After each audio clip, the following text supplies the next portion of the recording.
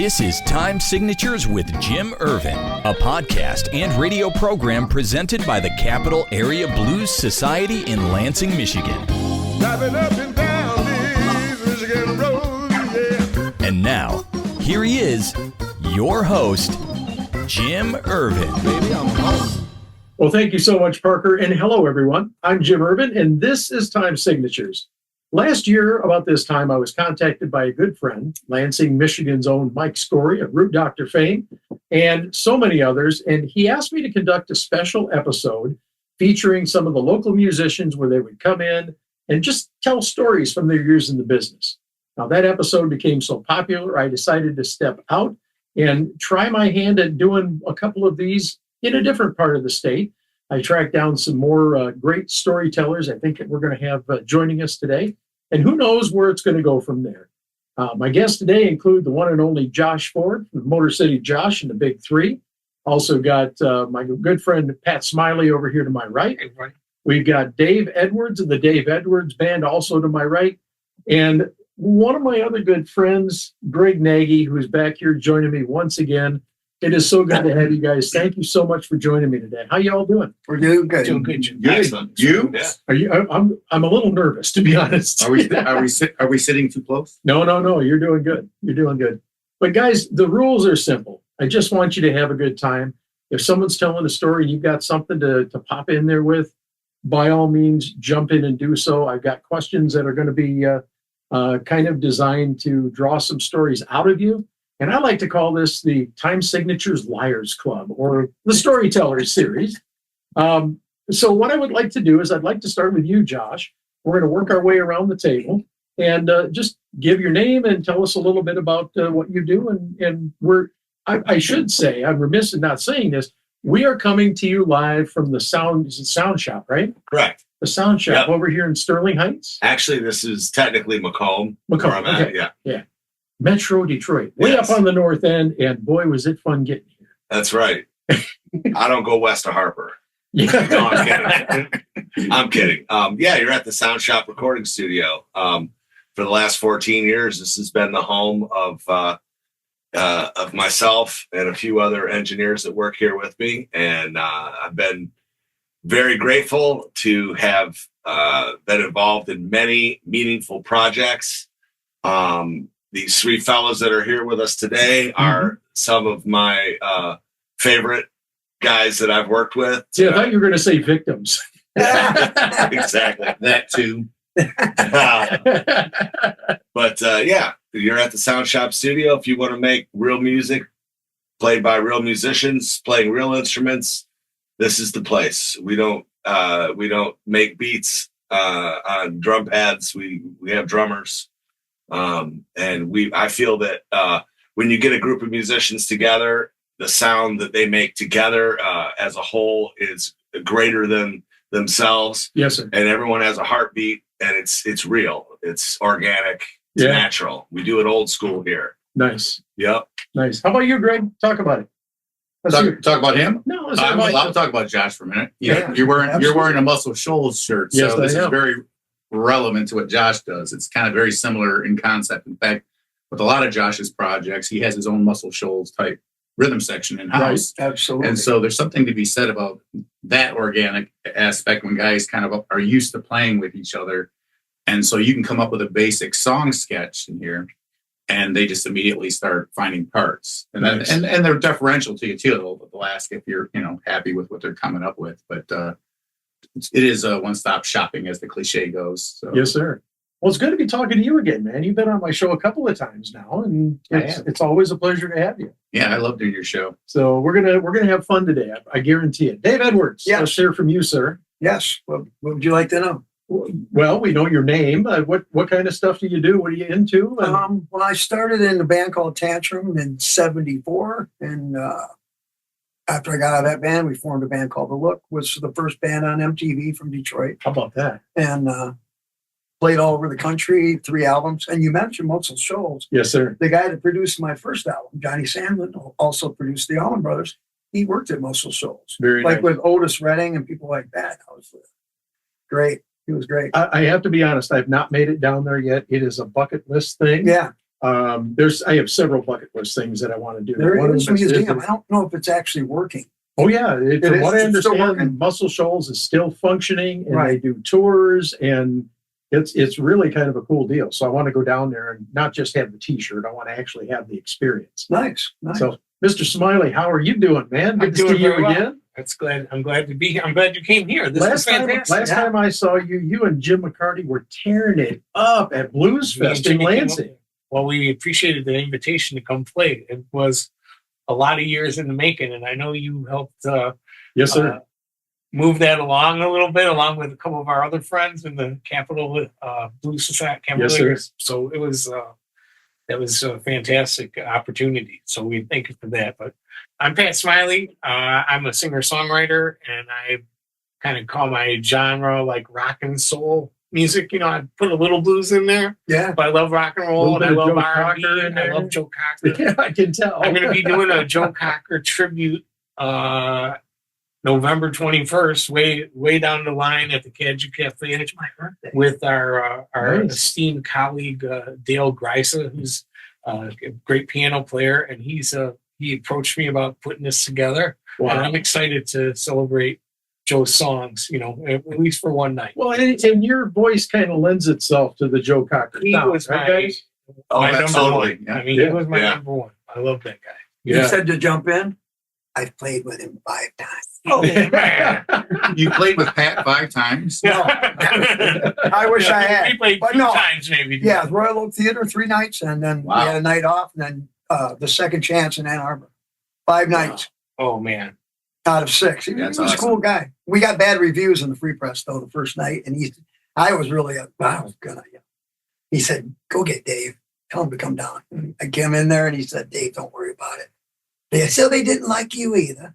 Here, have a beer. Don't worry about it. There you go. That was nice. He called you down. Yeah, because he knew I was upset. Everybody's saying, "Oh, Dave's upset. He's gonna quit." You know. Right. And This is 1980, by the way. And this right here is what we're doing. We're sharing stories. So Yeah. I want to get things going. And Pat, I'm going to start with you.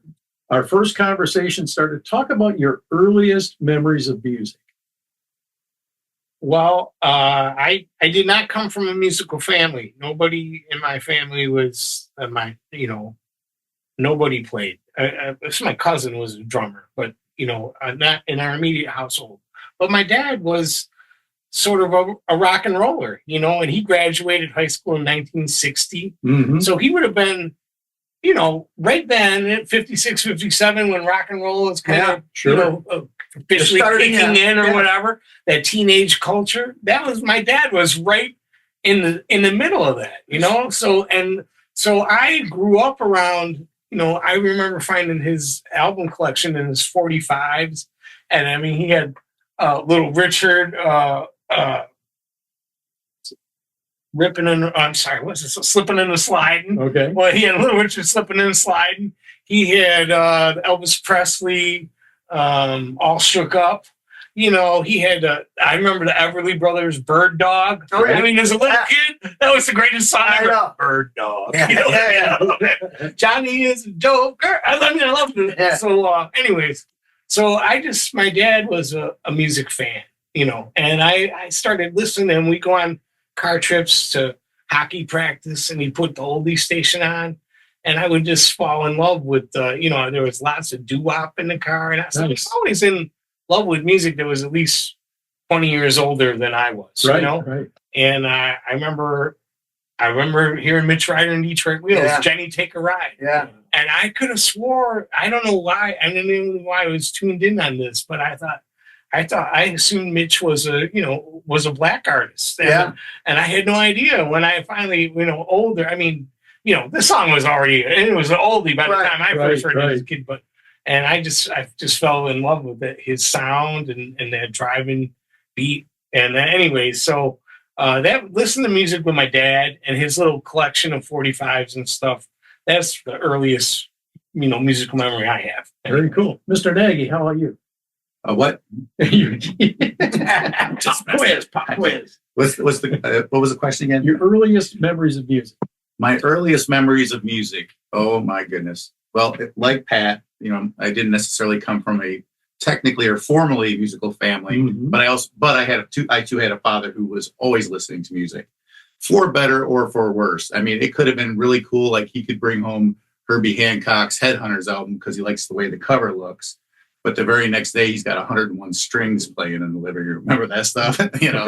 Those cheesy elevator music sounding renditions. But also the Beatles and the Beach Boys and blah, blah, blah. And then fast forward a little bit. By the time I was 19, I started getting exposed to blues music. It was a little late to the table by some standards.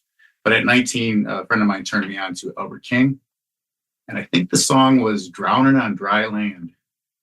And I used to always get excited about music and melody and stuff. But when I heard Albert King at the age of 19, it was the first time I literally felt goosebumps. I felt the hairs rise down. Rise, whatever, on my arms. And I'm like, this is wild. And I think that's the song in particular where it fades out, I think, and then fades back in the middle of the solo.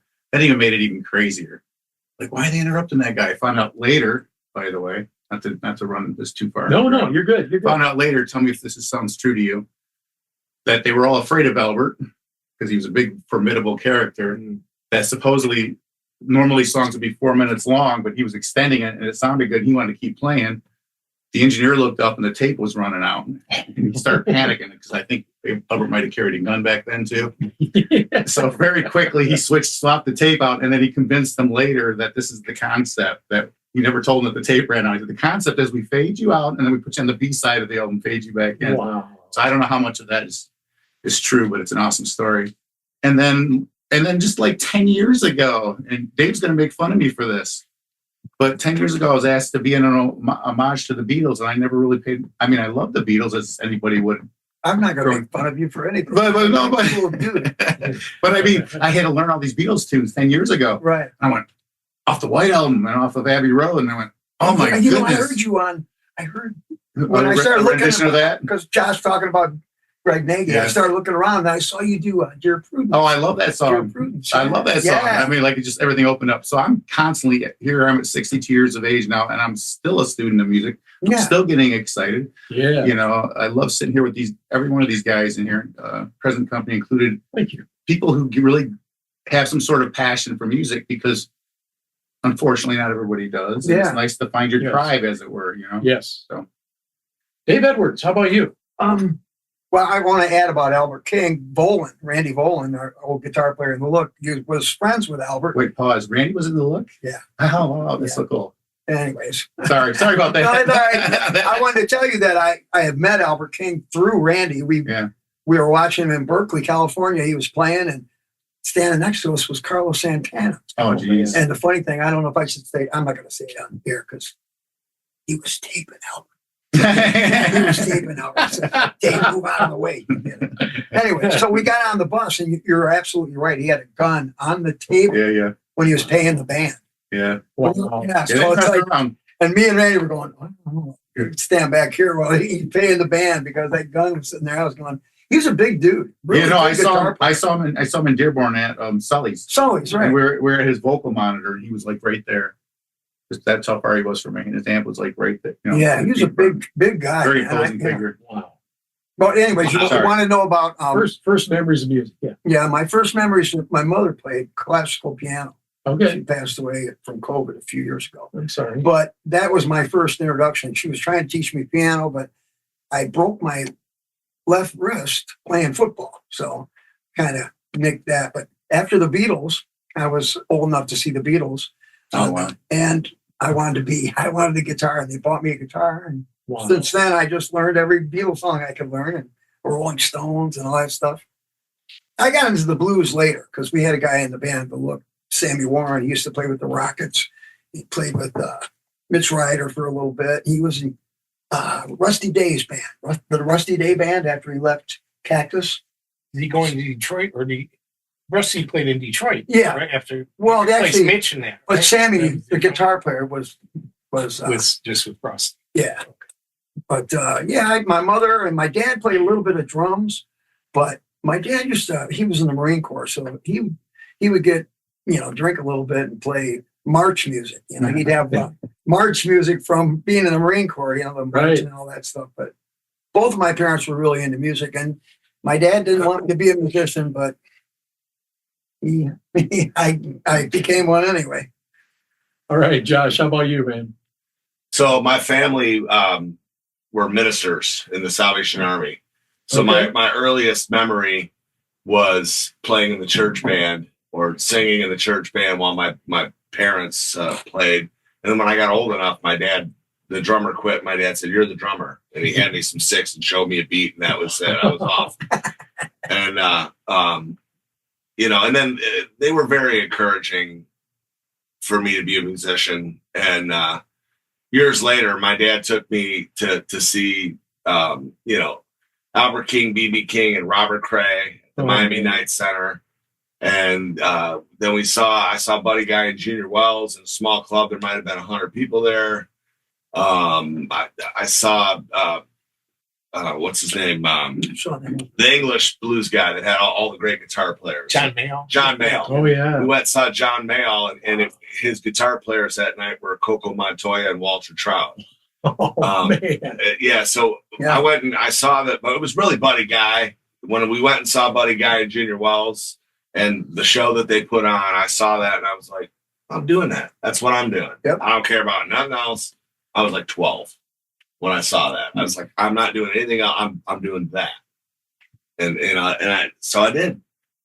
I went for it. So that there's just something that, every once in a while you learn something about somebody, and I consider Josh and I to come dear friends in the past few years working together here, and you think you know everything about a guy, and then it just makes perfect sense to me now, because when we come in for a session and as we leave, Josh sets up over here against that wall with a red kettle and a bell. when you get ready to leave. Yeah. Pretty much. Well, I got to keep these lights on. Well, I was going to say back to my mother. She played in the church, so it was weird to go into a church and you see your mother sitting there playing. And right. She played for a long time. Even when Dawn and I went to Florida, because she was living in Florida for a while, she took me to the church. I said, that church is going to burn down if I go in there. She said, no, it's not. Get in here. Come on. Then when the service was over, left. See, it didn't burn down. But yeah, my mom was pretty good. Very cool. All right, I'm going to throw this one up in the air. How did each of you get into your first band? And at what point did you decide and understand that music was going to be a part of your life? Now, you already talked a little bit about that. So if you want to kick it off and let them jump in and join the frenzy. Well, that wasn't really my first band per se, even though it kind of was. Right. My dad played the guitar, my mom played the piano, and I played the drums. There was a guy from the congregation that played the bass. I guess that technically was my first band. But my first band where I got to do what I wanted to do was in high school. Nice. I met some guys in high school that all played music, and we put a band together and started playing. And, I wanted to play all these blues songs, and they're like, we don't know any of these songs. What are you playing? Because, they all knew the classic rock stuff, of course, And so then I gave me an opportunity to turn them on and educate them a little bit to some of my idols, the people that inspired me along the way. Over the years, I've had the Motor City Josh and the Big Three moniker since my dad started calling me Motor City Josh when I was a kid. And there's been many different members throughout the years. People get married, people have kids, people get tired of being on the road. About 5 or 6 years is about long enough to be in a van 300 days a year with 4 other guys. Yeah, right. So then you get somebody else to train them up and keep going. But I've been very fortunate pretty much my whole life. If there's one thing I'm good at, it's putting a good band together. You got a great band. That's together. One thing absolutely. I like to be the weak link. And you're not though. And I'm good at a lot of little different things, but I'm really grateful for all the wonderful guys I've been able to work with all these years. It's been really cool. Indeed. Who's next? Okay, well, I joined my first first band was in the junior year of high school. Okay. I attended Detroit Catholic Central High School, and it was in Redford at the time. And I remember walking between classes. I was, as I mentioned, I was a Mitch Ryder nut. And I was just walking between classes, singing the chorus of Devil with a Blue Dress at the top of my lungs down the hallway. And a guy, this buddy of mine who I knew, John Carlson, he ended up playing guitar. He kind of taps me on the shoulder and he says, "Hey, you want to join our band? We got a group we're putting together. You want to play with us?" So I'm like, "Hell yeah." So we got together and we practiced down the basement, like to get ready for the school battle of the bands. Yeah. Right? And I mean, our set list was like entirely like Detroit rock. We did like "Hey Baby" by Ted Nugent. We did Heavy Music by Bob Seger. We did a romantic song. I don't know. We had 4 or 5 numbers, and we played. And the place went berserk and shit. But we ended up getting second place because the band who won, they gave it to the all senior band, a punk group called Reign of Terror. So I always hated those guys. So we came back, and whatever. Reign of Terror won in '86, but when we came back in '87. We won. Yeah. We were the seniors. And that kind of thing. But that's how it started in the hallway of my high school. Pat, I want to ask you a question because you have performed, as I mentioned earlier, you performed at Blues Fest last year in Lansing with Jim McCarty. Jim McCarty, for a lot of people that didn't know, was with Mitch Ryder and the Detroit Wheels. He actually had played and jammed with Jimi Hendrix and hung with him a bit. And he played drums for Mitch. Yeah. And then he picked up the guitar. But let me ask you, I got to ask you a question. What was it like for you to collaborate with him and work with him a little bit? Because you do a lot of stuff with Jim now, but knowing your background and your love for Mitch Ryder and the Detroit Wheels, how does that feel for you? Well, it's kind of cool. I was a big Rockets fan too. Yeah. And when I first met Jim, I only got to see the Rockets perform once. I think it was like at their one of their farewell shows. Okay. And they were touring on an album called Live Rockets, and the band had just, it had come worn out. Anyways, so I got to see them once, and they broke up, I think, in '83 or something. Yeah. Wow. And I kind of just kept track of them. I went on, I'd look at when I was living in Chicago. Sometimes I'd come back to Detroit for the weekend. I'd look in the Metro Times, like, wonder what McCarty's doing, or where was, and I found he was playing at some little cigar bar somewhere in, I think it was called Edison's or something. That's in Birmingham. Yeah, in Birmingham. Yeah. I played there before. He was playing it, Yeah. and so I went to see him. I was coming home like on Thanksgiving break from Chicago, and I went to see him, and it was this tiny little cigar bar, and he was playing, and I was just walked up to him afterwards and told him I had always been a big fan, and I said, I got the CD. I had the song called 13 Below Zero. I said, I wish I would have known you when I was making this record. I would have loved to hear you play guitar on that. So I gave him the CD, and apparently he took it home and started kind of listening to it. I didn't, like a year later, his guitar tech called me and said, Pat, Jim listens to your record all the time. I said, he does? And he goes, do you think it would be cool if we got together and jammed one time next time I'm in town? He said, absolutely, Wow. So then I just started going to, Jim would host a jam session at the Blue Goose, and I'd stop by and do that, and we just started doing shows together, and it's been fun, but Dave, the Look and the Rockets had a long relation. You were great friends with Dave Gilbert. Yeah, Dave Gilbert, Battle of the Bands. He was at Wall Lake, and I was at Pontiac Northern, so he would come over and make Battle of Bands, and then we'd go over there. Well, you knew each other from high school? Yeah. Really? Oh, yeah. Wow. Different high schools. Yeah, different high schools. Yeah. Okay. I've known Dave for a long time now. Well, how about you? What? At what point did you realize? See, they're forgetting it. Well, There's a squirrel loose in the studio. the first time I was ever on stage, I was 5 years old. It was in grade school, and it was a school play. It was I forget, maybe Rudolph the Red-Nosed Reindeer or something. I had a little thing on my nose and whatever. But I love the applause. And when I first heard the applause, I had a band at 10. Wow. George Washington and Delawares. Then later on, it was the Circular Movement. Yeah, because Paul Revere and the Raiders, Yeah. But I didn't really get professional until like 72, after I graduated from high school. Okay. That's when I met Volan. he was in Birmingham, and we were in a band called Airtight together for a little bit, about 2 years.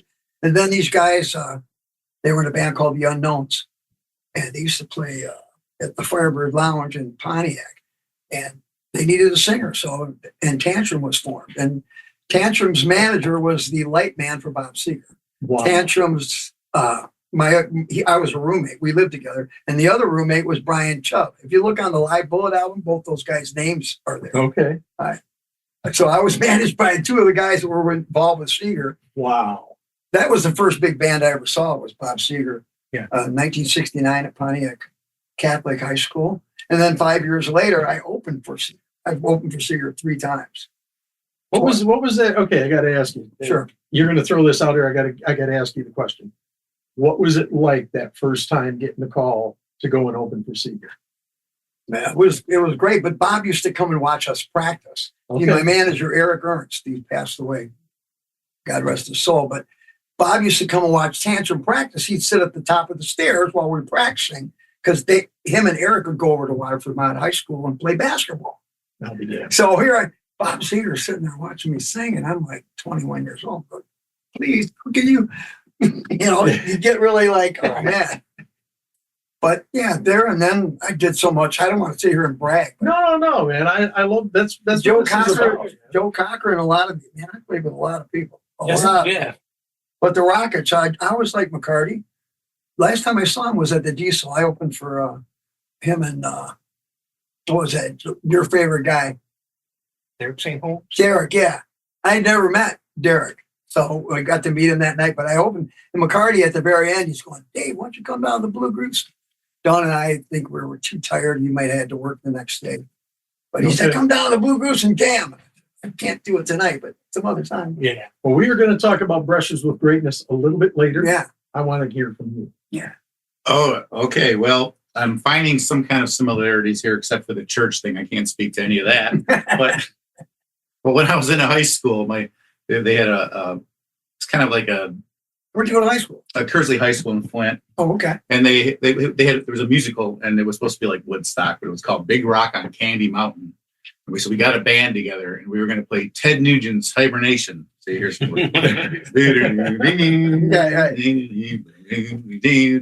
like getting into it, and back then, many of the amps, and today, if you're not careful, aren't grounded.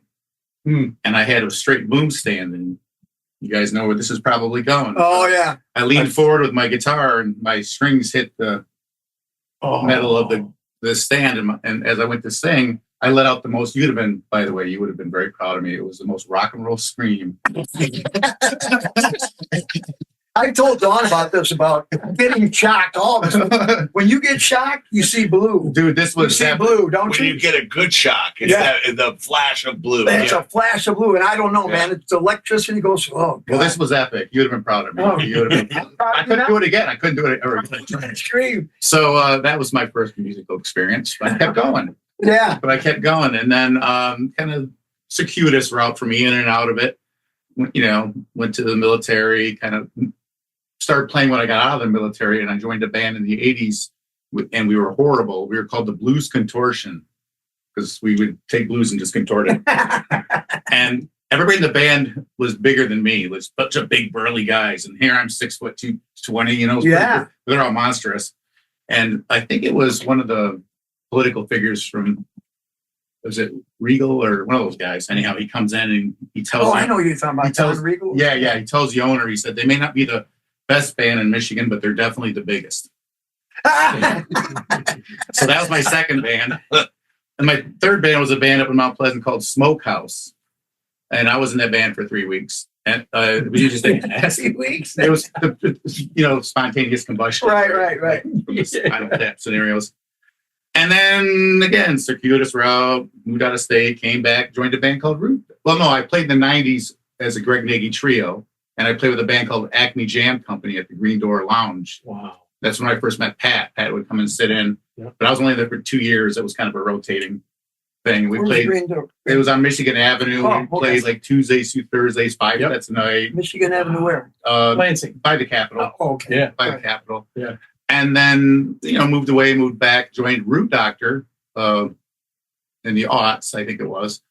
played with that band for 5 years, and then stepped off on my own again in 2010, and then did several records under my own name. And then I've also worked with Bobby Murray from Etta James's Bobby's band. cool. Bobby Yeah. Murray. I've sung duets with Sean Murphy. You Oh probably know yeah, Sean Murphy. I got to do that with her. Yeah, absolutely. E.G. Kite, Georgia Hall of Famer E.G. Kite. I'm name dropping now. Not quite, That's all right. not quite as cool as yours. But No, I got to interview Sean Murphy, so I'm pretty damn Okay. happy about that. and then I was Larry McRae's side fiddle for the last 3 years, and then I stepped away from that to support the. Yeah, Larry He's McRae, directed, right. yeah. But Sean Murphy, I did a record with her, or actually one song. We did an old Box Tops tune, Soul Deep. Oh, okay. Yeah, All I right. should have brought that out. Well, wasn't she from Detroit originally? Yeah. Is that the backstory? Yeah. He was with Meatloaf. And then you probably know Ray Yep. Goodman because I've done some gigs with Ray. He's in Mitch. Yeah, he was with Mitch Ryder Right. for a minute, and then SRC. But Sean was with Meatloaf. They were Stony and Yeah. because she was Pete Woodman was in that too. Yeah, the drummer, yeah. Pete Woodman. yeah. Yeah. Yep, and she was in the play Hair. She toured with Seeger. She toured with She's awesome. oh god, she toured with the Little Moody Feet. Blues. She toured Little with Feet. a whole bunch. Dawn and I Yeah, saw- Little Feet. Yep. We saw Little Feet in Windsor at the Windsor Blues Fest. Man, they rocked. Was Sean singing more? Yeah, Shan Lee. Sean- We're sitting there, the mayor of Windsor. She was like grooving to it too. But Paul Barrere, the guitar player, I went up to the bus to say hi to Sean Sure. to get her talk her into doing this, and Paul Barrere. Little Feet, man. Sean's really good on her feet too, musically. Oh, yeah. I mean, I was in Memphis, and I was supposed to at the Blues Music Awards, and I was supposed to do a duet with E.G. Kite, and she got laryngitis. Oh man. And so Sean's manager came up and said, "Sean will sing with you." And I said, "Well, has she done this song before?" And he says, "It doesn't matter. Just go out in Yeah. go out in the parking lot and run it down once." And we did. And I'm not quick at matching phrasing. I'm not a backup singer in that sense, whereas she can do both. And she was just literally watching me because I know I wasn't phrasing the same way in the parking lot that I was on Yeah, stage. yeah. And she just watches you like a hawk, and she just wherever you go, she's going with you. She's Wow. amazing, Yeah. absolutely amazing. She's Yeah. really nice too. I mean, Yes, knowing her. really. As a matter of fact, she's on. That's right. She's on the Second Look album. Oh wow! They did Needle in a Haystack, which is the only time that the Motown song has been recorded. It's Sean Murphy and Kathy Lamb and a girl I went to high school. I hope Sean's watching this. Yeah, I have a feeling yeah. she's going to watch it. Sean needs to do. Has Sean done the show? Did you Yeah, say it? You said that. we just interviewed her a Nice. few weeks back. That's yeah. awesome. But there's another song. We should get two. There's a song, I think it was by Savoy Brown, called Lay Back in the Arms of Someone. Okay. There's two songs that her and the girls were on. Yeah. That's how I, All right, guys. Yeah. Let's let your hair down a little bit. Talk about your worst Roadhouse moment on stage. ooh.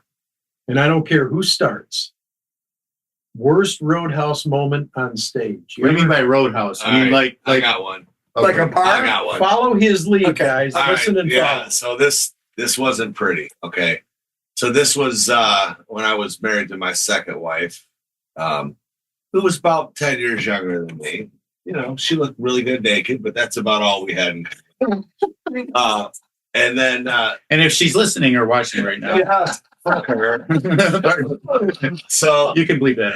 yeah, Yeah. you could leave it in.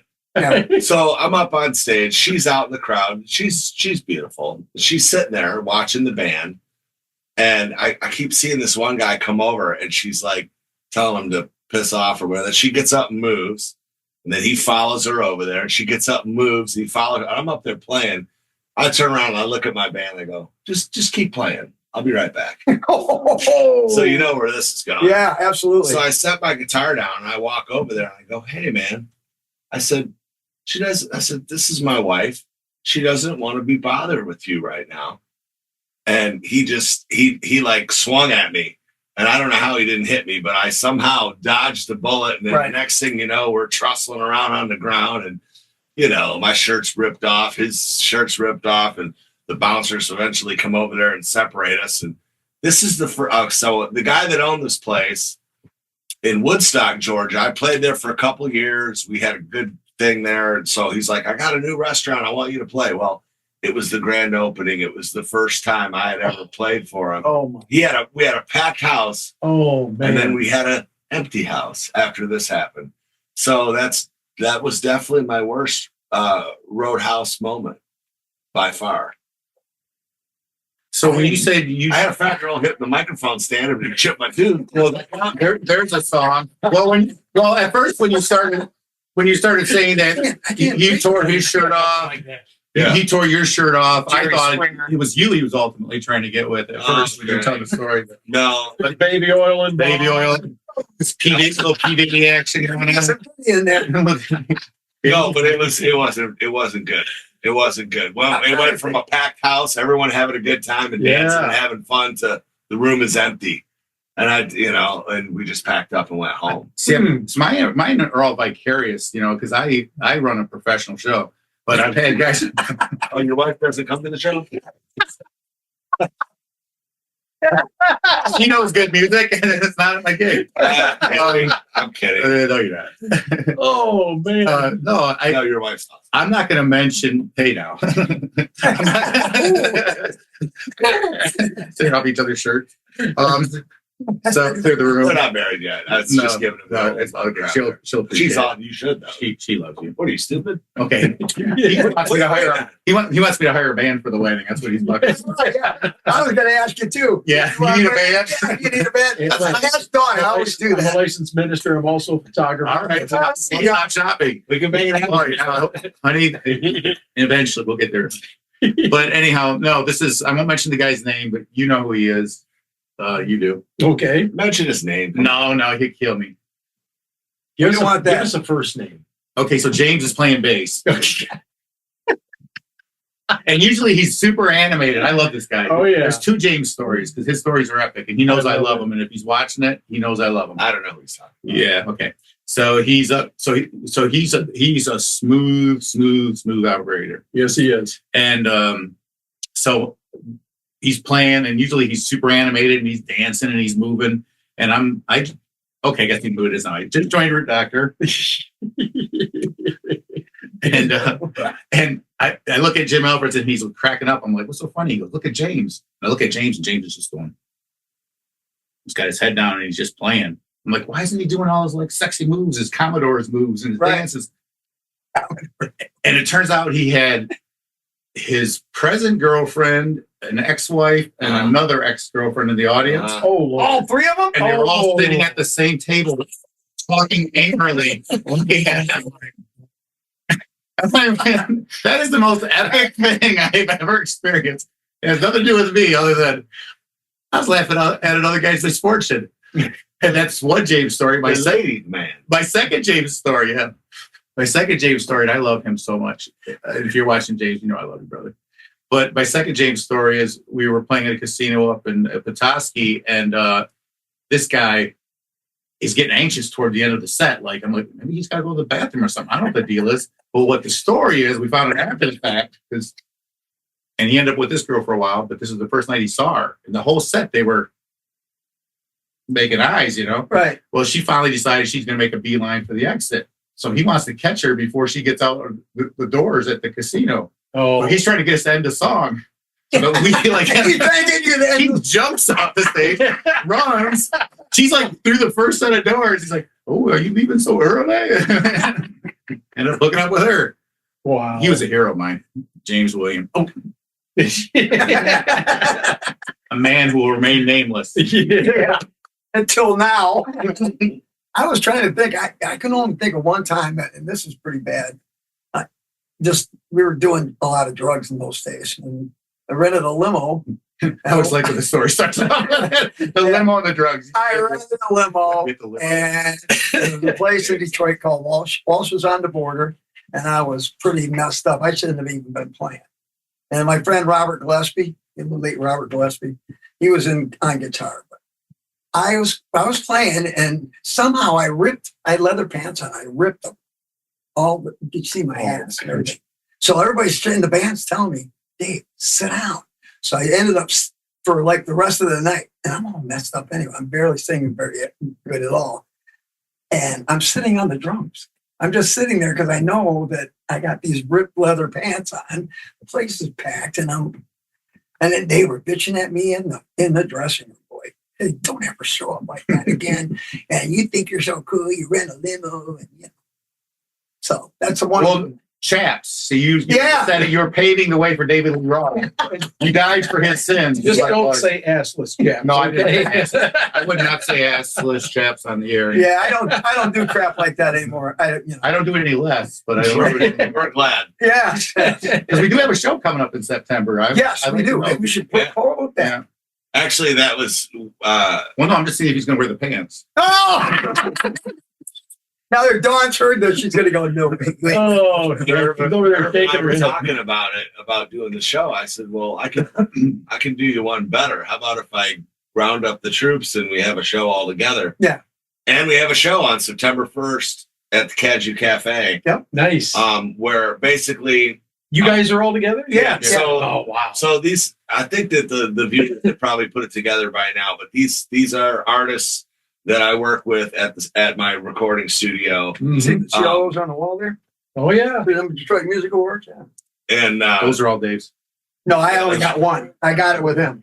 Yeah, there were tapes. I let Josh watch You them. brought him in. so we're basically going to have like the house band that works here at the studio Sure. with the horn section and everything that played on everyone's record. And Pat's going to do 4 or 5 songs. Dave's going to do 4 or 5 songs. Nice. It's gonna Greg's be gonna do epic. 4 or It'll be 5 great. songs. It's gonna I'm be going to do great. 4 or 5 songs. So it's going to be a really nice show and sort Why don't of we bring a that to showcase- Lansing? Love to. Sort of a showcase for what we're doing over here at the studio as well. You know, One question though: is it 4 or 5? what songs? I'm really liking you, Greg. I'm really It liking depends on They get 4, I get 5. well, it depends on if we end up putting horns on that last song we were okay. talking about. You know. Oh, that's a little, You'll- that's a little manipulative. Wait, weren't you talking about we're going to take this on the road around if this works out pretty good? Let's just go down the street Yeah. first and see how that. You know, I mean, that's the idea. Yeah. You know, not like it's never been done before, but we've got a really good thing going here for Yeah. sure. Yeah, no Absolutely. doubt. You know, it's just a great team. Well, I love the chemistry. Yeah. I mean, we're half an hour in already, guys. We're like, we're 45 minutes in. Well, you're sitting in a room with guys that don't give a shit about anything else but music. putting their heart and soul into making Yeah. good music. Yeah. I mean, that's what we all do it for. We do it for the right reasons. Yeah. We do it for the right reasons. We do it because we love it. You know, I mean, that's the whole key. You know, there's no like ulterior motive, or you know, when we were younger, maybe it was to get the chicks a little bit, but you know, we're all Get older some now, money. so now You we know, don't get give the a shit. money. Yeah, we just want to make music, Yeah. Right? you know. I Right. have to say that the album that I did with him, and I won a Detroit Music Award in '23. That's the best. This is the best. That's the best album I ever did. Nice. I'm How serious. cool is that? I'm serious. And I don't man. usually do blues music. I've been nominated like in gospel and all. Wait, these hold other- on. He actually called me and said, "I want to do a blues record with you, Dave." Yeah. And I said, "No, that's not going to work, man. Yeah. You're a great rock and roll singer. And Uh-huh. I don't want to do a bluesy pretend blues record." Yeah. And then he calls me back and he goes, "Hey, man, how about we do a Delbert McClinton record?" Yeah. And I said, "Well, that just might work because Delbert is like a perfect mix of blues, rock, country, and soul music." Yep. You know, he really is that Americana mix. Sure. And as soon as he said that, I could instantly hear Dave's voice singing all those Delbert songs. No question. Nice. I thought, this is a great idea, Dave. We need to do this. So I asked him, I said, Dave, send me your 10 favorite Delbert songs. So you know what this maniac does? He sends me 30. I can't hit. I said, dude, I thought I was a fan. I thought I was a fan, but your favorite 30 Delbert songs. So we narrowed it down. I said, okay, I'll pick. So I narrowed it down to 10. And he goes, well, we gotta have this one and this one. And then the day of, we added another one. So was there 13 on there? Yeah, 13. Wow. Well, the story about me and Delbert is when we were in our first album, we recorded down in Birmingham, Alabama. Mm-hmm. We were trying to get signed. We'd fly to New York and showcase for all the record companies, then get it. Next year, we go there and try it again. Didn't work. Next year, go 3 years in a row going to New York. All the big companies, you know. We didn't get signed. So my manager, Bruce Lorfeld, he said, we're going to make a record and we're going to put it out ourselves. And then that time it was, you know, that wasn't really what was happening. Of course, punk music was starting then. So we went down to Birmingham, Alabama, got Johnny Sandlin, who produced the Allman Brothers, and Cher and all these people. Well, one day, he said, tonight we're going to take a break from the band. We're going to go to the Old Time Music Hall here in Birmingham. We're going to see a guy I produced a few times. His name's Delbert McClinton. We're all going, what? Really? So he took us to see Delbert. Actually, he took us, this is a funny story. He took us to the hotel where they were staying, right? And they're all in the pool. And then Delbert gets out and says, hey, boys, how you doing? Let's go to the room. And he sits down on the bed. He goes, hi, boys, how you doing? Y'all want to smoke a joint? That's what he said to us. We're going to start laughing. And then we got to see him that night. Of course, we smoked a joint with him. But that night we saw him. And then we got him. We were all drunk by the time. Let's go back to the studio and see if we can get Delbert to sing on the record. And he's go, boys, how too drunk to sing? Forget it. Forget it. But I had seen him at Sully's.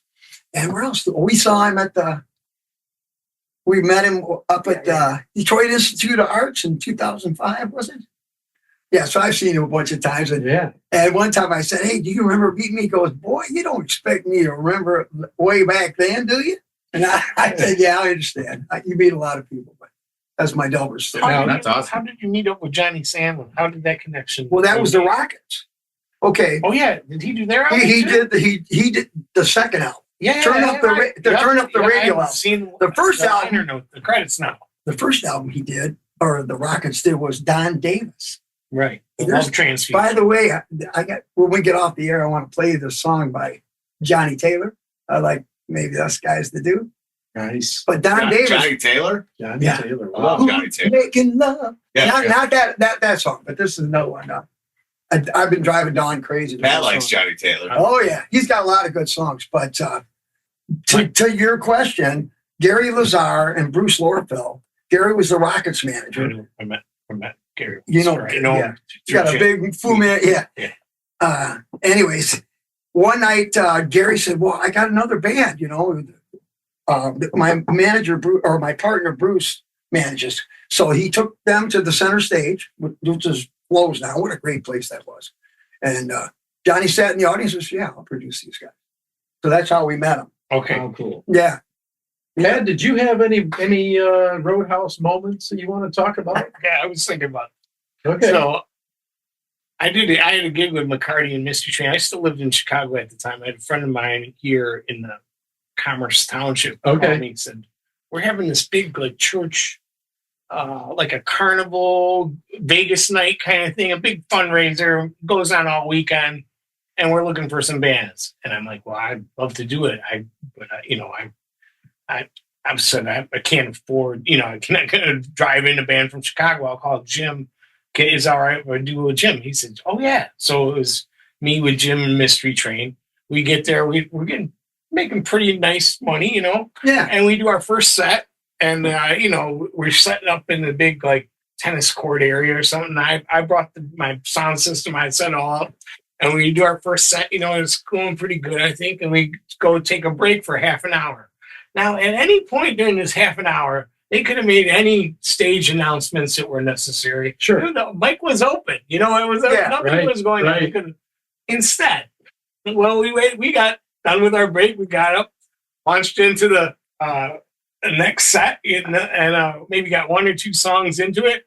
And all of a sudden, this little old lady comes like walking through the drums kit, pat over Dylan, steps over a monitor, comes over, standing next to me, waiting for me to finish the song. Right. And I'm like, wow. She says, I just want to announce that we have pierogies for sale. And,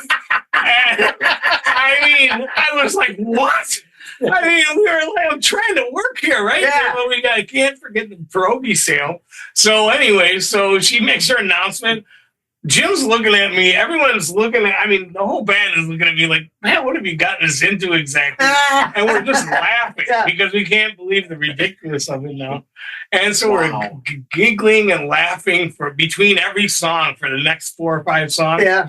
And finally some guy comes up to us and go, that's it. Stop playing. Tear down. You're too loud. Whatever, we should have. Man. And I'm like, You get paid? oh my God. You get paid? We did get paid. Good. Thank God we got paid. But I had to then disassemble my entire PA. The whole place was watching us. It was just a terrible misunderstanding or something. But that was pretty embarrassing. It's not like a roadhouse. Yeah. Not like a but it's brawl. that- But it was a little old lady It's selling pierogies. It's Spinal Tap. Very right. Spinal Tap and When we got done opening for the puppet Wait, show. hold on. I We need sold to do a pierogies. raffle right now. Can I just stop while we do the raffle? Yeah, stop while we do the raffle. I got a super quick one along the same lines you just made me think of. I'm playing the Genesee County Fair years ago, and I'm thinking, this is Genesee County Fair. I mean, you look at the bill and you see Pat Benatar and all these people. I'm like, this is cool, but that's not that stage. It's another stage off into the beer tent. But then I'm looking at the lineup for the entertainment for that day, and right before me is something called band called Skydiving Pigs, and I figured this is a punk band, Skydiving Pigs, right? No, they had these little poor pigs. And they would walk them up this ladder and make them come down a slide into a little pool before my show.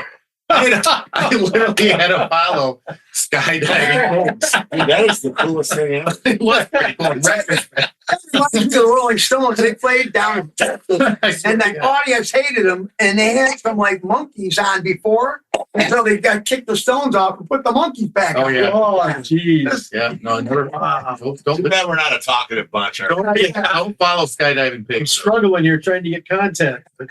All right. We got a good story from Dave. He kind of springboarded into my next question.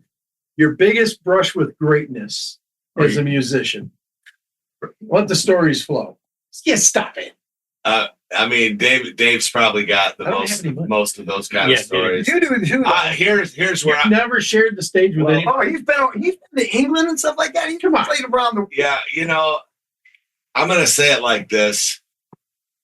Detroit used to have a really rich group of older blues musicians that hung out at the Attic Bar. That lived above the Attic Bar. There was Uncle Jesse White, Little Matt Collins, Johnny Yard Dog Jones, the Butler Twins. Wow. There was all these older black guys that lived in the South that came up here to work in the auto industry. Right. And at night they'd come in and drink beer and play the blues at the Attic. Yep. And and they embraced this young 18-year-old white kid and said, "Yep, come on, you're doing good, but let me show you something." And they were awesome to me, all of them. Right. And that's, to me, this is my brush with greatness, is a bunch of guys you've never heard of that played the blues the right way. Did anybody That here taught get me to that. meet Bobo Jenkins at all? Yes, Bobo was there. I did.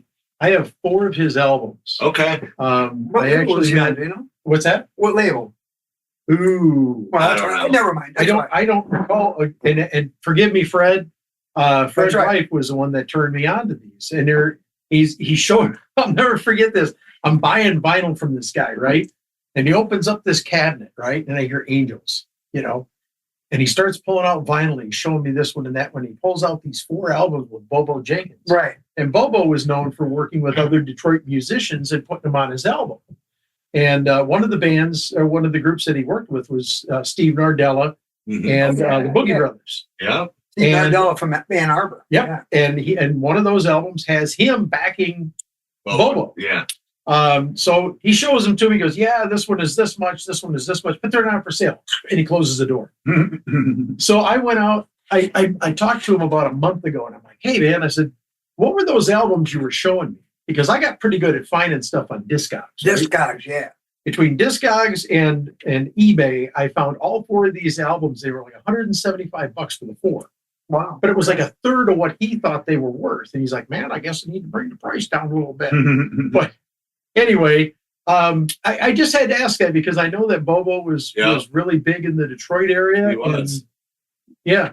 There were so many great ones from this area from back in the early, that were still around back in the early 90s. Odell Blues Boy D, Mr. Bo, Alberta Adams. I mean, there was just so many. Probably my all-time favorite though is Johnny Bassett. I was trying to think of that name. Yeah, Johnny's gone too now. I mean, all the old guys are pretty much gone now.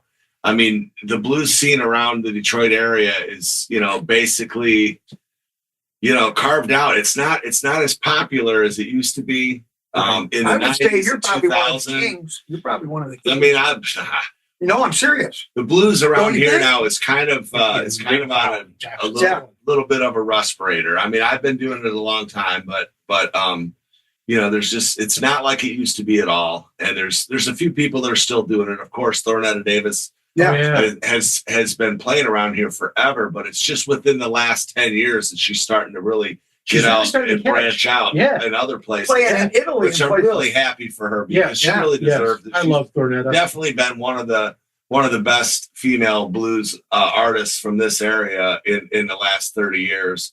So God bless her and good on her for getting out there and getting after it now, because she sure did kick around here for a long time before she started getting out there. So she definitely deserves it. I mean, who else is around town doing it now? Well, Brendan Lindsley is the young guy that's Brendan. playing the blues. Tasha Owens. But Eliza's from the Detroit area. Eliza Neal. Eliza Neal's. I never seen her around here, but No, she she's is. mainly East Coast. Yeah, I think she calls Detroit her home, but I didn't know her from around here at all. But, Well, you mentioned Johnny Bassett a little bit ago, and I just have to share this with you guys. Last year, Brett Lucas teamed up with Johnny's band in Brighton for the Barbecue and Blues. Guys, I got to tell you something. First of all, I heard Brett killed it too. I didn't know the story until a friend of mine told me that he got Johnny's guitar. I guess it was gifted to him by Johnny before he passed away. And so he came there with that guitar, and he treated that guitar with such reverence. But man, that band, I get goosebumps thinking about this. That band was so tight. Well, and they sounded so good. Yeah. Despite the fact it was Brett Lucas in Johnny's stead. Well, they all respected Johnny 100%. Huge, everybody in the audience was just rapt. I mean, their attention was transfixed on Brett as he was playing that guitar. And it was one of the coolest moments because I never got to see, Johnny. I was late to the party. But I've heard story after story about him. And what an opportunity to see that guitar and hear that band play. It was so cool. Brett was playing. Oh, I'm sorry. Go ahead. That's all right. Go ahead, Dave. Brett was playing with Betty Levette for a while. Yeah. Yeah. So Johnny's saxophone player for many, many years is Keith Kaminsky, who's a dear friend of mine. Yeah. Plays on ours. He is the fellow that works here at the studio, doing all the horn arrangements. Wow. But him and I have worked together on horn arrangements since he played on my second album back in '97. And he also played with Bob Seger for over a decade. Yep. No kidding. Motor City Horns. Yeah. Keith is a really important part of what we're doing around here when it comes to the horn section. He's on all the records. Yeah. Yep. He's the man. He's amazing. Yeah. Crazy. He's got stories. Yeah, he's got stories. We're missing him. Yeah. Well, he shows up. Sorry. He shows up at like plays and stuff, and they sit in the orchestra pit, and he gets music, and he can go right to it. Yeah, when the Who comes to town and they hire an orchestra, he's in the orchestra. Yeah. Wow, that's cool. That's cool. Yeah. So Can I build on what he was saying? please go ahead. Please. Some of my thoughts on, scenes in general. I mean, I think all scenes are pretty much I'm not being overly nostalgic when I just say several decades ago, there was more of an environment, we were Flint, Detroit, more of an industrial town, people with discretionary income to go out and hear bands. There were nightclubs everywhere that had bands 7 nights a week. So there was a proving ground of sorts for bands to come up in all genres and opportunities.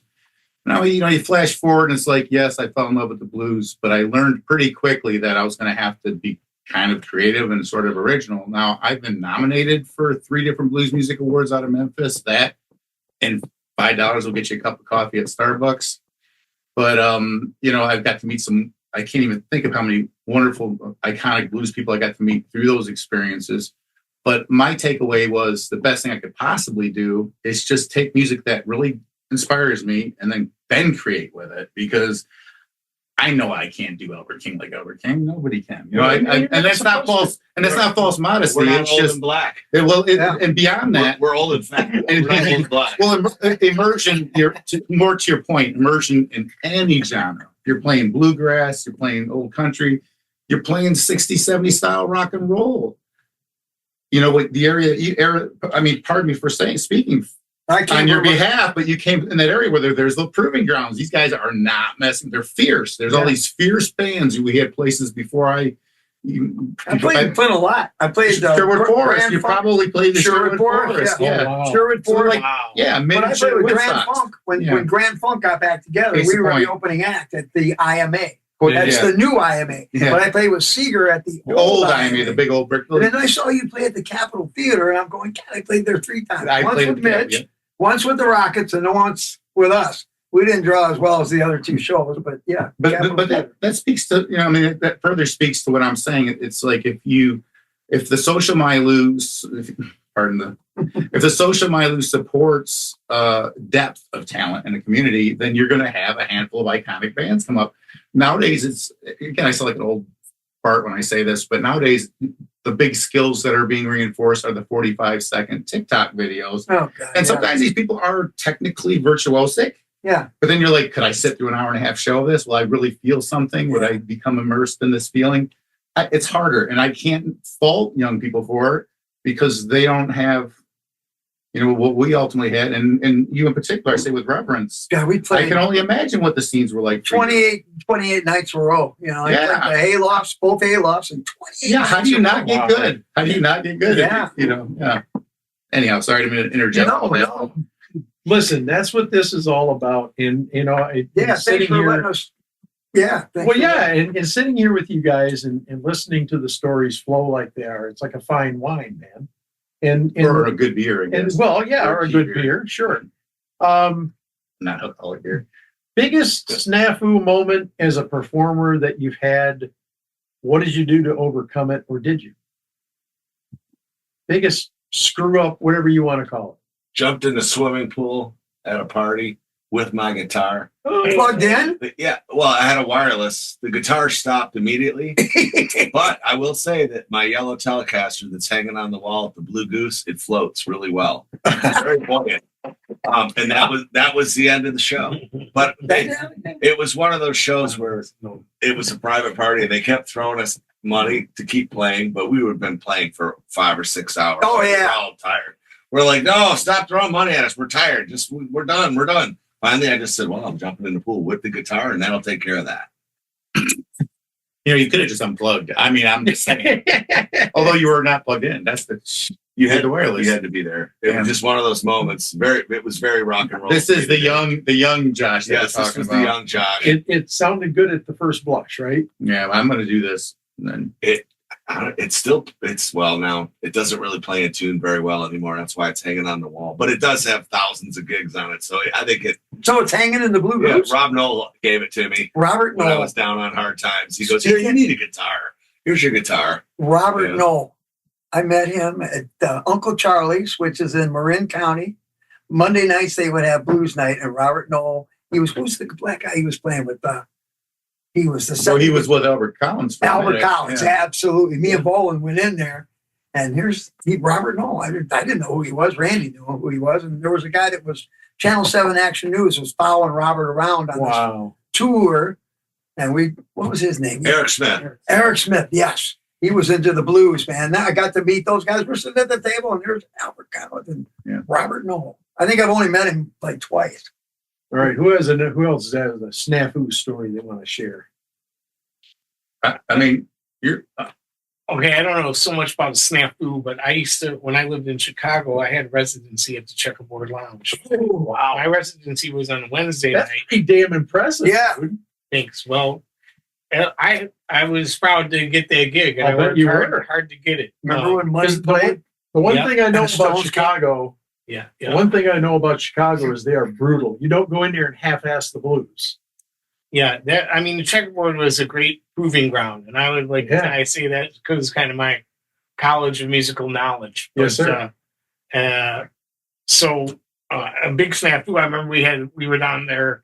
So it was right in the heart of the South Side, Bronzeville neighborhood. It's like 43rd Street and Vincennes, right? Not the greatest neighborhood, and some people were, but the club itself. I mean, they always looked out for their patrons.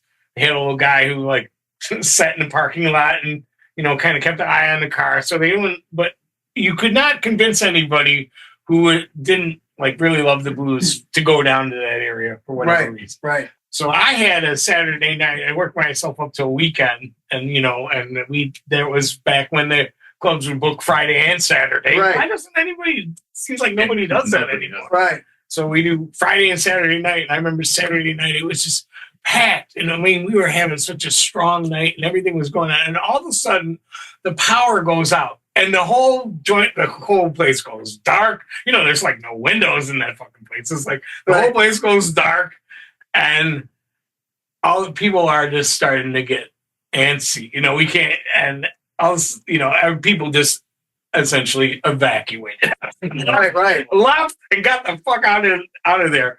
And then as soon as everyone left, of course, the power came back up. Everyone went into an empty room. So. I didn't wire the place. It wasn't necessarily my snafu, but I just saw like how a great night could all of a sudden get torpedoed. That's a snafu. And it was, the I love that video where the Stones were playing. Muddy was playing, and then the Stones came. Yeah. And he steps on the table. Oh, that me? Yeah. Oh, yeah. Is that your agent? No, Is that my agent? It's Louis. No. Right beside of it. I thought maybe it was your wife. She was calling you. Hey, don't tell that stone story again. No, that's my wife. It would be bad if it was a girlfriend. No, So here's the deal, guys. Whenever something like this happens right here, we laugh about it and we move on. Yeah. So there we are. Oh, I thought you'd edited it out. Oh no. My ringer, it's really cool. Yeah, I'll give you a I don't have my phone. His ringer is Like a Virgin by Madonna. Mine? He's a complicated guy. But that night, checkerboard, obviously, that was legendary. And that bootleg existed for decades. Before they finally put it on cleaned PBS. it up and put it on PBS. Yeah. And I'd heard stories about, every LC Thurman, after Buddy left, the Buddy guy sold his first time. He was one of the original owners. Okay. Does he still have his bar? Legends? Yeah, he has Legends. Oh, yeah. But LC stayed behind it or bought Buddy out or whatever and kept the checkerboard. And so I played there during LC Thurman's, reign or whatever. But LC was. I'd love to go to Chicago. Every year he would be like, Blues Festival. People would come down there hoping that Rolling Stones or somebody famous would show up. Right. Like they heard always happen. And he would play it for all those work. Oh, the Stones are in town. I heard they might be coming down. They said, I got a call, but I can't say, and I'd be there like year after year. Are Stones coming? And he faked me out like 5 years. And I'm like, fuck you, they're never coming back. Can you imagine if that rumor got going today with the internet the way it is? There'd be a line wrapped around that building. Oh my gosh. I was just thinking about Keith walking on the tables to get to the tables are this. That was a great place about the checkerboard. The tables were like this wide, right? There were these long cocktails, and when it got packed in there, you were crammed in there, and you were sitting like about 10 inches away from the person. You had no choice but to make friends, right? Have a big drink, big strong drink, and just let it all hang out. And that's what was so great about that place, man. If you go down to a juke joint like that, people are just freaking out on it. They just it's not open. Leave their troubles at the door. No, the whole building has been raised. Oh man! But it's it was so much fun down there, and I would go there 5 days a week. And then the nights I wasn't playing, I'd watch the acts, and I saw Little Milton down there. Yeah. Bobby Rush. I met so many artists down there. Magic Slim. I knew Slim a little bit. He was the best. He was my favorite Chicago blues guy. He just had such a raw sound. And Phil Guy, Buddy's brother, would still always come down there. Me and Phil were good friends. He was a sweet guy, Phil. Very sweet. Yeah. We were smoking a joint one time in the parking lot in his car. And we were talking about Little Richard, and he says, first time I heard Little Richard do that scream, woo! He said, my big toe shot up in my boot. I love that. Big toe shot up in my boot. All right, guys, I want to bring it back here and a little more serious on this one. What's the single biggest gift you feel that you received as a musician? Josh, I'm going to start with you. The single biggest gift is just the I would say just the continuous opportunity to do what it is that I love for all these years. Yep. Whether it's working in the studio with musicians like these guys, or if it's performing with my band, or if it's doing live sound at a blues festival. I love to just be a part of people making music and being happy and I think it's really, music is a great thing, and I'm just, to me that's the biggest gift. It's just the opportunity to be able to do it and be involved in it. Right on. Great. I'm going to interject. I already know, we sort of skimmed over our snafus, but it's okay. That'd be your snafu. But his snafu is his jeans. So we got his black leather pants. Yeah, black leather pants. I'm going to give you a quick snafu, and it's also one of my best musical memories. Go ahead. One of my best musical memories, and not really a snafu per se, but I'm playing at a place called the Bob back in the 90s in Grand Rapids. It's an acronym for the big old building. Yeah. And it's one of Kiss's early farewell tours, like one of their first of many. Right. But I didn't know that. I didn't realize that they were playing at Van Andel Arena. And so I'm playing at the Bob, and I play with my eyes closed a lot, and I open them up every once in a while, and I open my eyes up, playing and singing, and I look, and there's people in Kiss makeup in front of me, and I think I'm like hallucinating or something at first. There's all this Kiss makeup, and I'm like, what am I missing here? Nobody asked for a Kiss song, thank goodness. But then it finally asked somebody, and they said, oh no, Kiss is over across the street at Van Andel. I'm like, cool. But the thing that was weird about that gig is not the gig itself, it was trying to leave from the gig. So I took all my PA, I used to carry all my own PA, had all my gear. I put it in this old station wagon, Ford Taurus station wagon. I go to get onto the expressway, onto the entrance ramp. Mm-hmm. And in front of me is those Mercury Links. A large semi-truck, because they already loaded up the Kiss show. Right. And so I'm behind the first semi-truck, and there's another one behind me. So I'm in the Kiss entourage. You're in the caravan. I'm in the Kiss caravan coming out. And I never felt that I had everything I owned, music, my PA, my guitars, everything like that, is in the back of my vehicle. Meanwhile, I'm looking at these big trucks.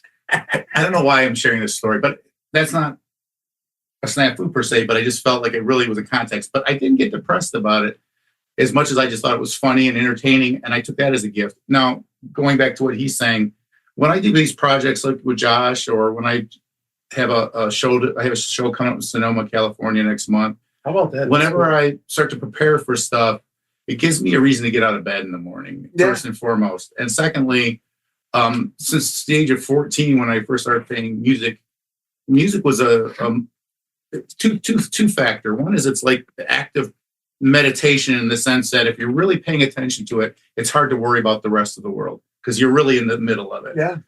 And the other thing is, it's like, never did I have delusions, which is fortunate, of fame or images of it. It was always about the feeling of just escaping whatever it was that was troubling me. And then eventually I realized that could translate into, other people are relating back to me, that I'm helping them escape not feeling good. And I'm going, this feels really meaningful. Before it was kind of there is a self-indulgent element to it. There can be, but there also can be this community sense to it where you're just saying, I've had people come up to me and talk about some of my ballads, saying that they literally helped them get through a divorce, from people, stuff like that. I'm like, oh wow, okay, I guess I'm not a complete failure. So, Yep. Anyhow, how about you, Dave? Well, I didn't talk about this before, but I opened for the Pope, September 19th, 1987. What? Now you're just dropping names. I opened for God once. No, I'm serious. I did. That's awesome. And there's a video of it. You can see the video inside my website. I heard the Pope is a terrible guitar player. He didn't know any of the tunes, man. This was a band called RH Factor. I quit the look for a while. I 4 years, and I got into this band called RH Factor. That's how I met my wife. Okay. But we opened for the Pope, and I made some mistakes in this video. Wow. And we're on live TV in Detroit. Aretha Franklin played down on the riverfront, and then the Pope came up to the Silverdome. But also was Vice President George H.W. Bush. Wow. But I made some mistakes, and I still watch the video. I know the mistakes. Some people say, nothing wrong with that, Dave. I said, oh, yes, there are. There's some mistakes. So you're in front of 90-some thousand people, and you make mistakes, and you're on live television. Yeah. But there's only been 4 people that ever opened. Aretha, me, and RH, and Bob Dylan, and U2. Those are the Nice. That opened for the Pope. Yes. Wow. But we were the first. Dylan did it in like 94 and then U2 did it in 97. So would you consider that your greatest gift? Well, just to be able, yeah, I guess it would be. We knew a Catholic priest who used to, his name was Father Tom, and he used to follow the band around. And the Pope wanted to get young people into the Catholic Church, so he thought, Father Tom said, well, we should get you guys to, maybe the rock and roll will help get So he facilitated this. Yeah. Wow. Yeah. How about that? So, and I don't mean to drop names. No. That's what this is about, man. This is awesome. So many people I vote for. It's like, I can't even believe humble pie. No. Yep. I'm starting to come up with a joke about the Pope, but everything I say, I have to censor myself. Yeah, you better. Yeah. I'm not even Catholic. No, I'm not either, but I was going to just say, projecting my own faux pas, I once introduced George Bedard as George Papard. So I'm like, so how did you miss it? I was wondering if you had to introduce the Pope, if you messed that up somehow, called him something else. That would you guys can see those. There's some videos in there. And that was with our factor. We're going to have you give your link at the end of this. Oh yeah. And I will make sure to put them up in the notes so anybody that's watching can check this out. Yeah. Pat, greatest gift you received as a musician? I think it's just, I like everything these guys said. As a musician, I love performing, and I really try to get inside of the tune and the music and just give myself over to the performance. And when I can do that, like when I got a good band, tight band behind me, and I don't need to worry about if the drummer is going to fuck up or or what's, somebody's going to go to the bridge when we should have been going to the chorus or whatever. I mean, if I can take the energy that would otherwise be, distracting me back there, if I just know tonight's we're firing on all cylinders. So all I got to do is let it loose, you know? And to me, when on the nights that can happen, and it's not all the time, but when it does, that's the great gift. But the reason why I've once heard Ray Charles, I watched his interview, and he said, you don't rehearse to have that great. You can't really rehearse to have the big magical moment. That's going to happen or not. But the rehearsals are for on those nights when you are not feeling it, when you got to get through it, when you got to make the show happen. And he said that's the benefit of the rehearsal. You're not going to will your way into a magical space that hopefully you can let go and be there. But to rehearse and have that muscle memory, or even for me as a singer, I mean, I don't play an instrument. I've never been gifted and I haven't Can't play guitar, really? Pick that up, no. But I mean, but when I sing, I can't even bang a tambourine in time when I'm singing because I'm just like, ah. I mean, I'm not like I'm loose, but I'm focused, Right. And anyways, so to me, it's just that's the gift that music gives me, because I can't really explain that. It's sort of, I mean, people might call it a high or something. I don't know if it's exactly a high, but it's some other level of being, and it's kind of automatic. When it's working right, I'm not, like I said, I'm not worried about what's going on behind me. Yeah. I'm just worried about what's coming up out of me, and then hopefully, then focusing on the crowd and getting them or bringing them. I get criticized because I close my eyes when I sing. There's nothing wrong with that. And, well, I know I'd be into it, but to the point like I get through the whole set, and sometimes I hadn't looked at anybody. No, you know what I mean? I close my eyes a lot of times at my gigs because I like to pretend there's more people there. That's an advantage of that. I had that I think playing benefits. Benefits for, our friend John O'Leary got murdered. Oh, yeah. We played that benefit for him, but we also raised money for the Oxford kids that got shot. Yeah. And all the years that I played benefits, I think Vietnam veterans, Harpos, I can't think of them all, but I think it's so great that you can give back Yeah. for that kind of stuff. Right. Toys for Tots. I've done that a couple years with Scott. I just get a good feeling about, raising money. It all goes back to like the concert in Bangladesh. Yeah. Like George Oh, yeah. Harrison Yeah. said it. I don't know. I can get musicians together, and I know people will come see it. So Yeah. let's Yeah. put the money towards something better. I think that was One of the first. Wasn't yeah, it? that was Yeah. the guy. The whatever. All right, guys, we're gonna bring this to a close here. There's probably a lot of musicians of all ages watching. Okay. Okay. I would like for you guys to share some sage advice with young musicians who might be looking at getting into music a little more seriously, or maybe they are involved in it already. What kind of advice could you give them to help move them along in their path? Greg, I'll start with you. Run away. No, I'm kidding. I'm kidding. Are you really though? It's like when they asked Muhammad Ali about a young boxer, and he goes, "Go to college." Yeah. Oh no! Here's the thing. It's like any cottage industry type self-driven thing. If it's the first thing you think about when you get up in the morning and the last thing you think about before you go to bed at night, then you have a chance. If you can do it better than 80 to 90% of your cohort, and better is very hard to quantify when it comes to art. But if you're really so passionate about it that it's all consuming, then you have a chance. If you romanticize it based on some poster you have on your wall or whatever they do now, it's hard work. It's really hard work. But if you're really into it, you got a shot. I say that there's a million different ways to develop as an artist.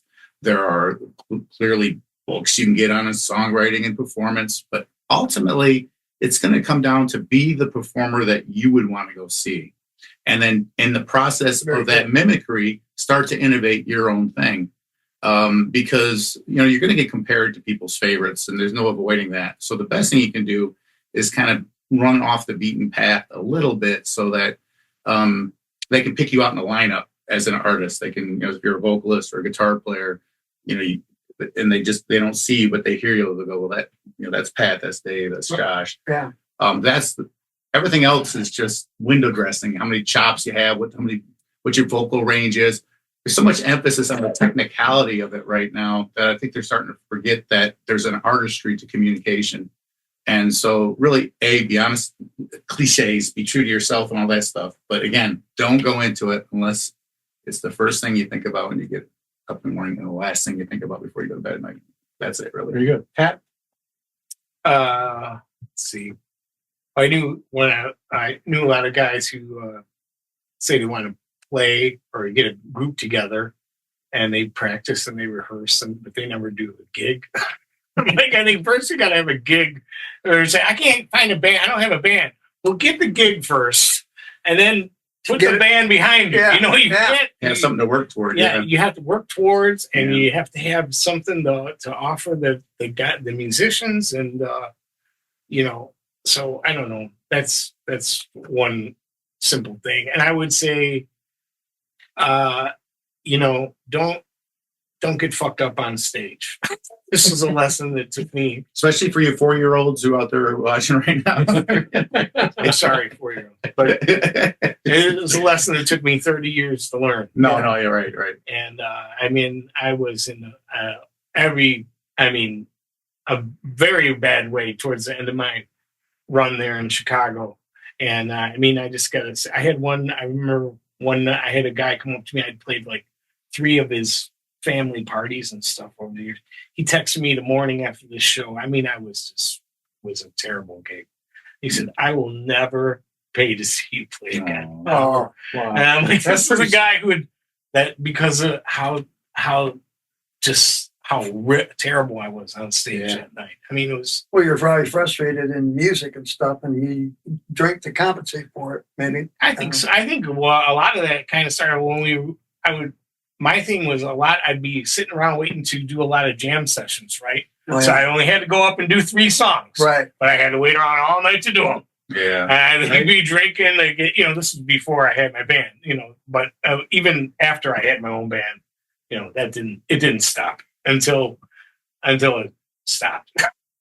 You know, Well, and, I like you sharing that. I like that you share this because it maybe not as much now, but I know growing up there always was that romantic notion of drugs and sex, drugs, and rock and roll, as the expression went. And but then when we get talking to I can't think of people aren't popping in my brain now, but the longevity people, maybe they went through it a little bit, but almost all of them got to a point like yourself where they just said, no, I can't withstand living life this way. I can't give my best self. Or a lot of them would say they just wouldn't party until after the show too. There's a lot, but and some of it was kind of funny. I think it was Dave Matthews of all people or somebody like that, where you think it would have been a hippie, in quotation marks, kind of high thing. He said, no, that's us for after the show. He goes, I want to be present. But that's playing clubs, like when I played at the Green Door in Lansing, it was easy to drink a lot there. Right. It's $5 Drinks are free sometimes. free. They're You give it to the band, or somebody buys you a drink if you don't. It's an occupational hazard. Yeah. It can be. Anyhow, so We're gonna go. no, I'm going to go to you. Tell about what musician, what kids would want.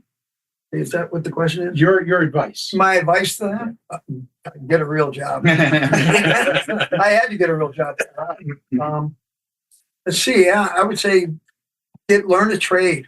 Something else, because you're not going to always be able to play. But like you said, make it the thing when you wake up in the morning. Yeah, I want to be a musician. To the thing when you go to bed at night, you got to be like that, because if you don't, this business will break you.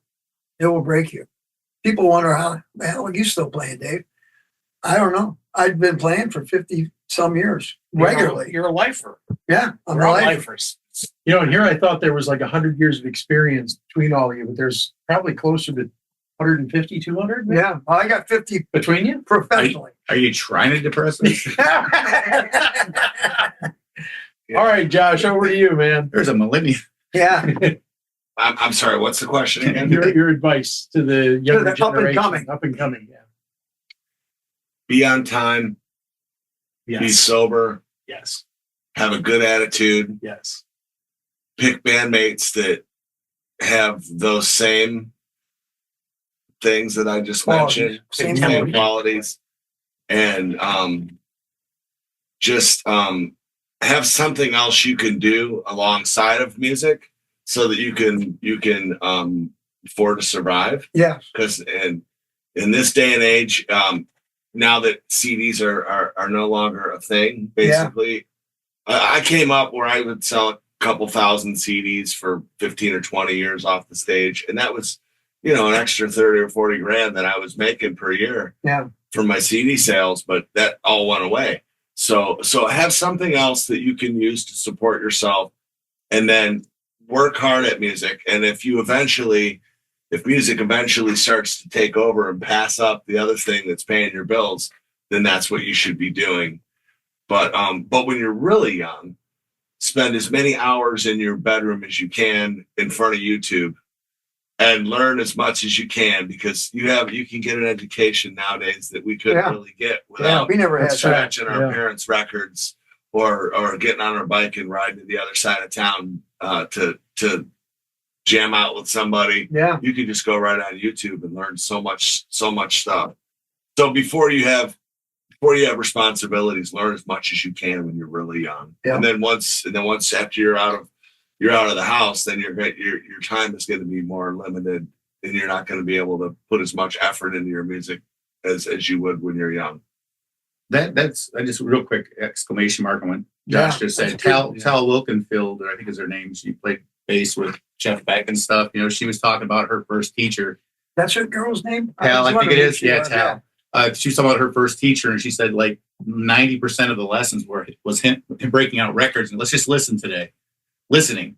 I heard Duke Robillard, the blues guy, Duke Robillard. He talked about most of his formative years were just intensely listening to records. And that's how kind of what you guys were talking about. Like, that's what first drew you to it. So I say losing yourself in, I want to say an album, if people have that attention span anymore. But I used to love that, putting out a pair of headphones and listening to an album from the front to back, Sure. And just totally just go on that journey. I still do it. Yeah, On me my too. lawnmower. That's correct. I Where put the hell that do you put all the the time. turntable? Yeah, it bounced. It's in here. They're good All stuff. right, guys, no fooling. This is the single most important question for the evening. Oh, I thought you were going to say this is the single most best show you ever had. Whatever. Go ahead with your thing. Don't let me interrupt it. Greg, I'm All right. glad I met you, man. You say that now. He's full of it, man. I know. Yeah.